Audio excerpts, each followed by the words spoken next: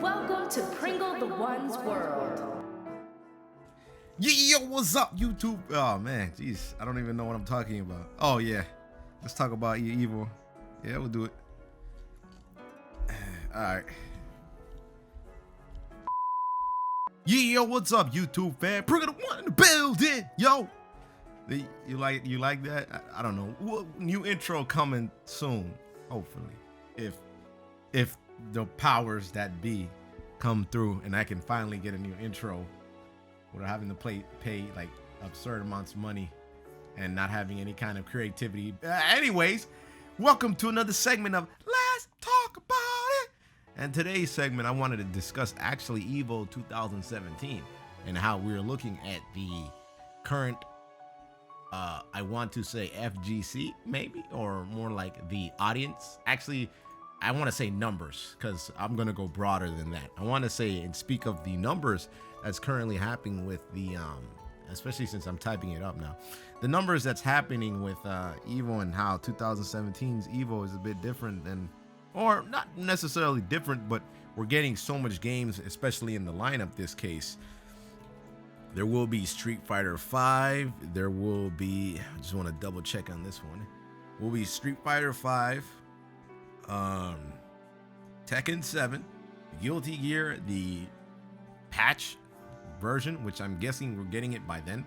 I believe I heard they were going to be giving February. There will be doing Guilty Gear's patch on demo testing, like test demos. So people, like a set amount of people, will actually get to play the new patch of Guilty Gear, which is pretty cool. Rev 2, I think that's pretty much the name. Injustice 2 is also going to be the game. Smash Bros. Melee, of course, because of the humongous amount of numbers. Smash Bros. For Wii U, of course, because the same as Melee. Bringing back Blaze Blue, which I am like, oh, Blaze anime. I need to see my crazy anime. Hopefully we can see a Litchi player over there. King of Fighters, which they're bringing back. And then there's the thing that Mr. Wiz is actually doing, which I want to discuss about and how it's kind of jank. So what I really want to talk about is the lineup, with the lineup as well as the ninth spot being kind of jank is what I'm just gonna say for the most part. Now with the initial lineup, it's pretty cool to see games that I feel should have a spot. Games I usually feel that there should always be a 3D game, which is like Tekken. Okay, Street Fighter, I guess. The Street Fighter 2. Street Fighter will always be there. There will never be a year without Street Fighter.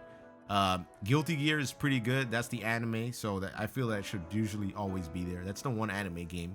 Blaze Blue can make a stretch for it. Injustice 2, that's the NRS game, the NetherRealm Studio game, basically. So you should have one of those, maybe a Mortal Kombat or maybe an Injustice every year, which makes sense. Melee, I'm going to go out and limb, and I know there might be some dislike towards me for saying this, but with Melee, I don't feel like Melee has had so much time. And this kind of goes with Super Smash Bros. For Wii U too. Melee has already had a time where they don't really need Evo as much. People, I was looking into it, and I did see a lot of people tweet. I've seen a lot of pro Melee players at Smash 4, and then they discuss about how they really don't need Evo. They really don't need Evo. And they could actually garner a Evo only really boost viewership, but the thing is that it doesn't really boost a lot of people to play the game. Smash 4 is already pretty casually made in a way where they made a lot of people play the game, and there's a lot of characters in there, so there'll always be people that will just, anybody that just plays the game or maybe picked it up with their Wii U. So you can always expect that fan base to kind of stay the same, constantly growing, but not so much. But as opposed to the Melee, the tech skill in Melee is just so high that it is kind of ridiculous for anybody to kind of reach that level. Like, yes, there's some people that get really far, but they never actually beat the same people over and over. So usually in top 8s, you're actually seeing the same people in a lot of cases. You got Mango, I said cases. You have Mango, Leffen, Hungry Box, Armada, maybe PPND will come back once his mentality is better. And who else am I missing? Ooh, man, I'm missing someone else. Anyways, oh no, let me not try to miss this individual. Ooh, ooh, ooh, ooh, ooh, okay, I'm gonna cheat for it because I forgot the name. All right, hold on. We got this. Oh, it's at the tip of my name. Oh, tip of my tongue, man. Well, there's West Balls. West Balls might make actually top 8. Got Armada, Mewtwo King. There we go, Mewtwo King. All right, there we go, Mewtwo King. Wizroll.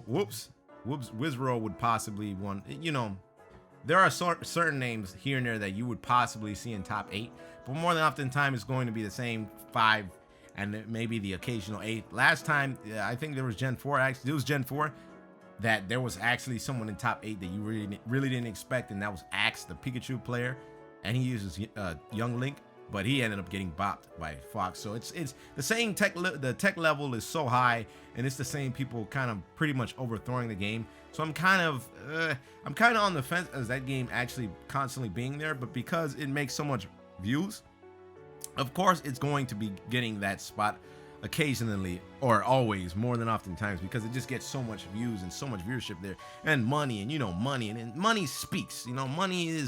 Money is where it almost ultimately comes down with Evo, because Evo doesn't necessarily care a lot for the players as they've done before, where they've pretty much screwed over a lot of players in a lot of cases. So name one is, like, I think it was Skullgirls for 2014, as well as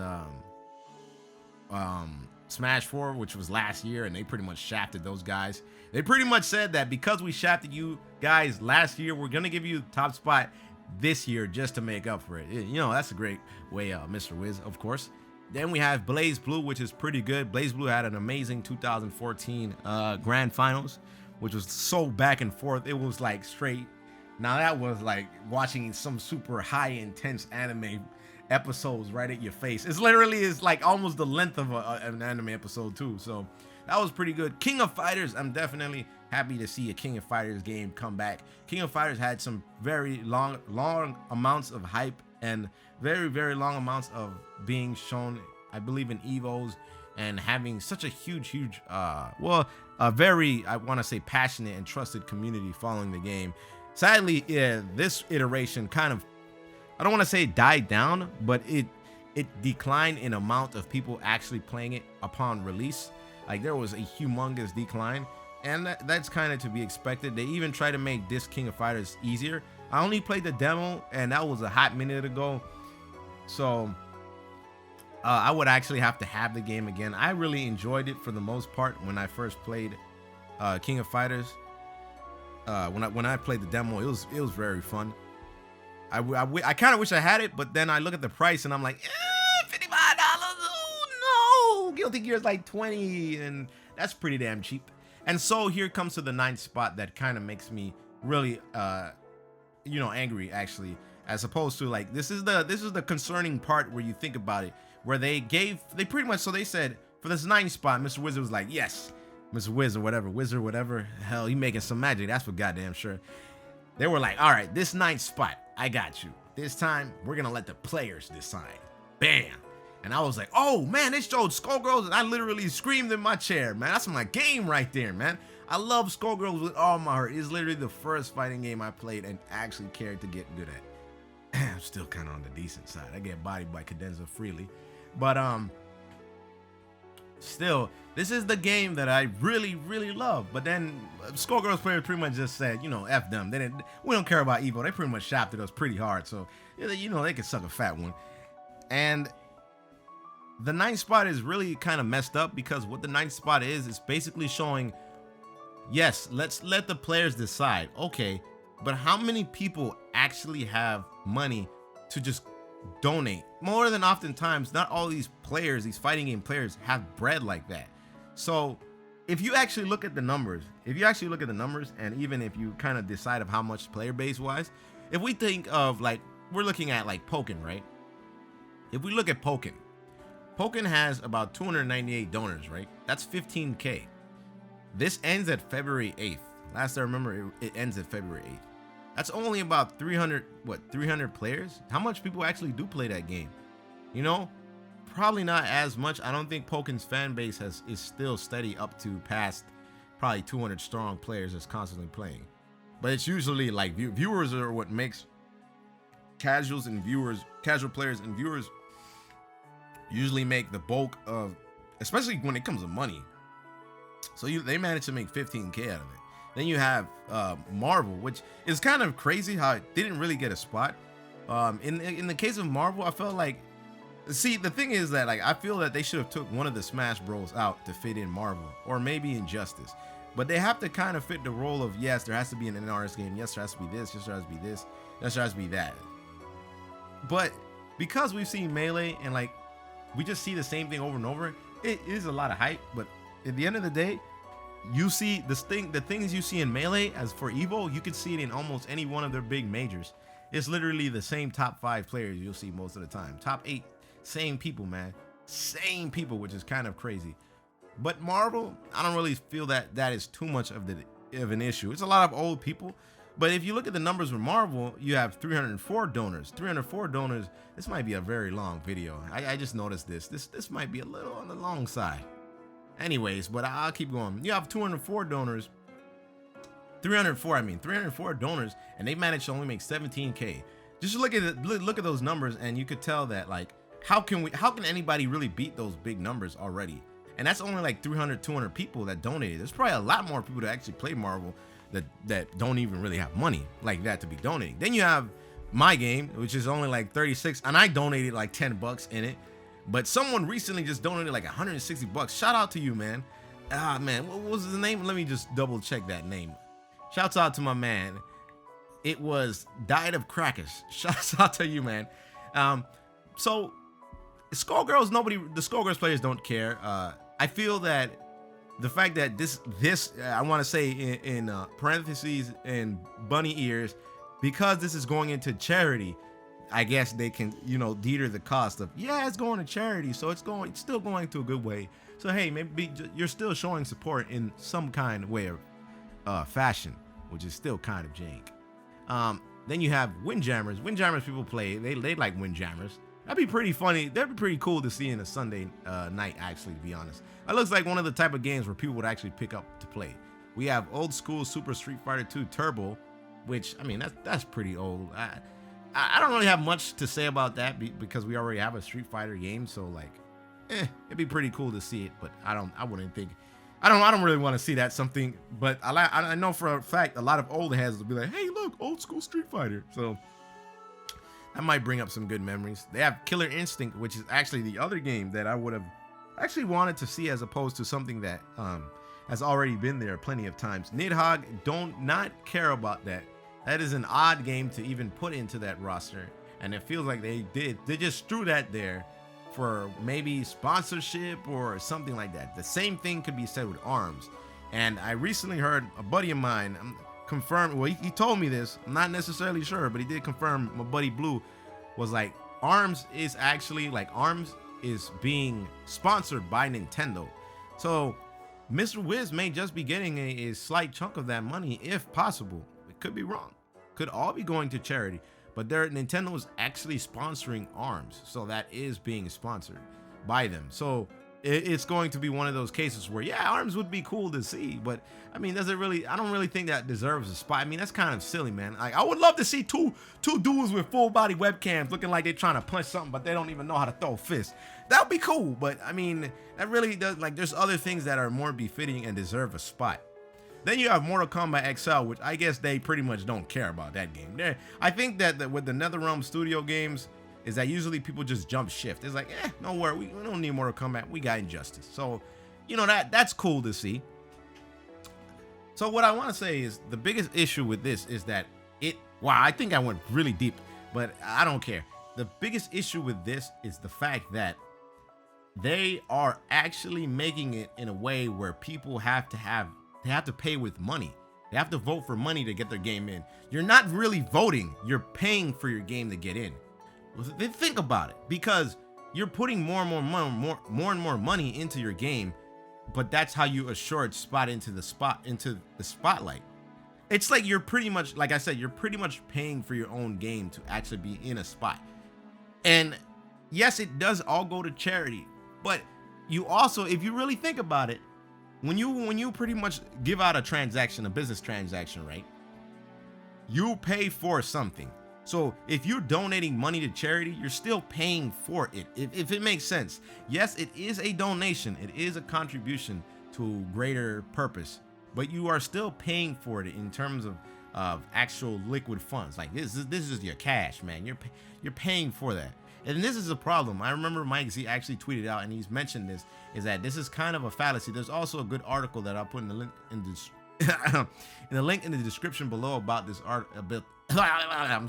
about this article, right? And it discusses things about how there shouldn't really be a pay to vote. I mean, it shouldn't be people voting with their wallets. It should be people voting just by one-on-one people voting. Like if we're voting people, I mean, if the game is being voted on just by each person and each individual, then for right now, we would see that, of course, Marvel's Capcom is winning. It got 304 donors. But how can a game like Skullgirls or Street Fighter 2 Turbo win when nobody's really even putting that kind of funds?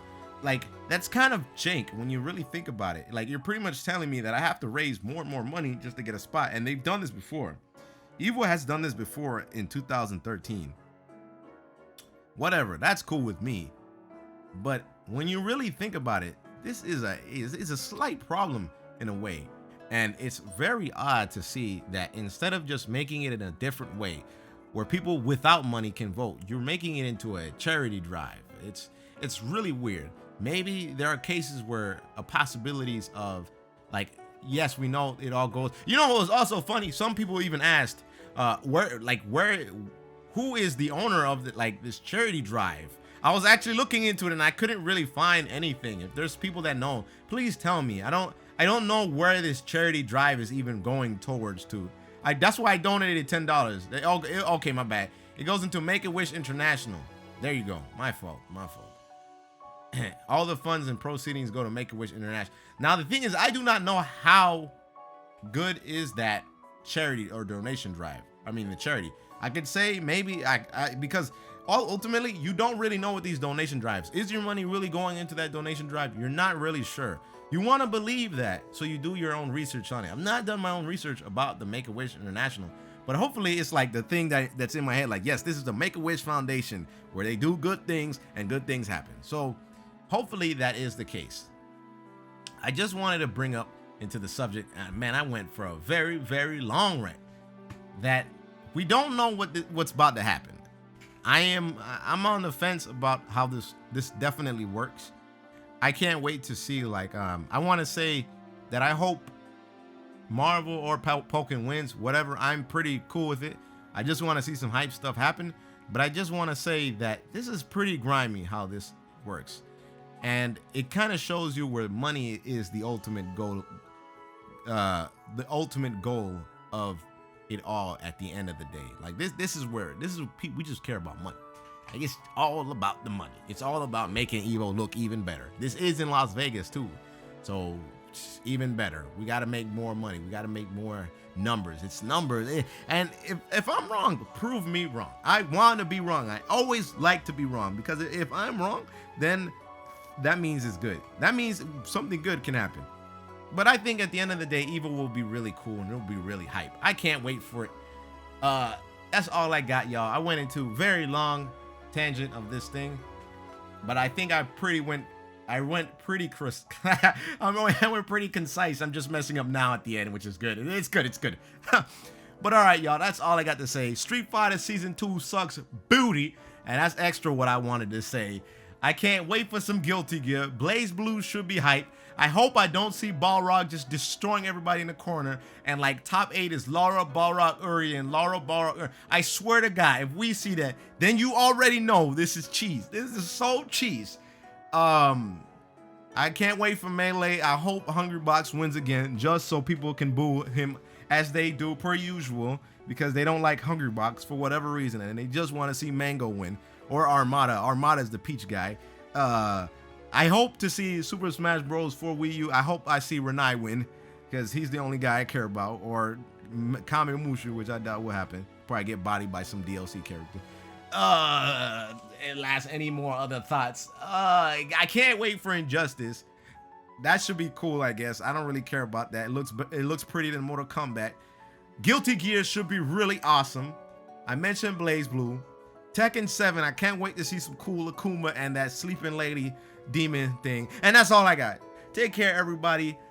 Hope you had a good time in my other segment. I mean, my Evo segment of Let's Talk About It. I went very long this time around, and I'm sorry. But take care, everybody. Much love and appreciation. Commenting, subscribers, like us, get the liking. I'm out, ya. Peace.